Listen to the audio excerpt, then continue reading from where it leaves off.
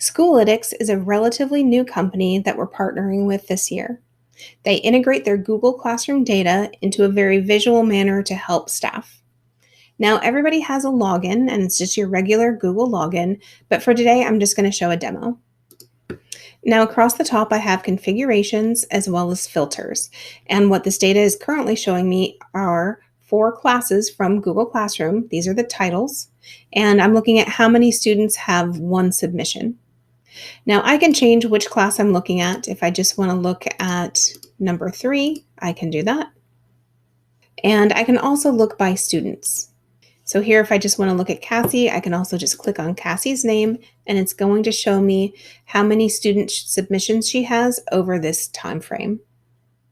Now there's a low student engagement area, and it looks like this is currently under construction. This is a very new company, and they're making changes based on our suggestions all the time.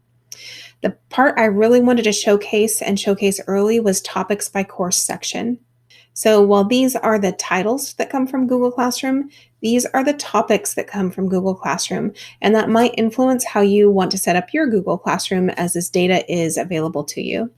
If I just want to look at Arithmetic 1, I can do that. And I can also change the date range, or I can look at coursework average, number of students that were engaged, or the percentage of students online.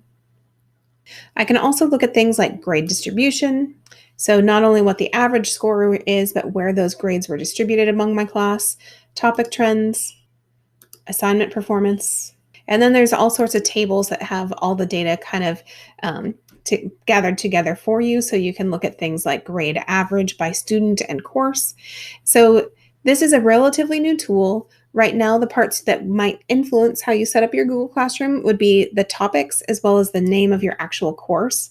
But they do have some things coming that are being released by Google soon. That would be the category section from the settings and grades area of Google Classroom. And also the rubric section is something that Google is releasing. So I don't know exactly how that will look here. A feature request we currently have in with Schoolytics is to allow teachers to share their data with other people in their PLC.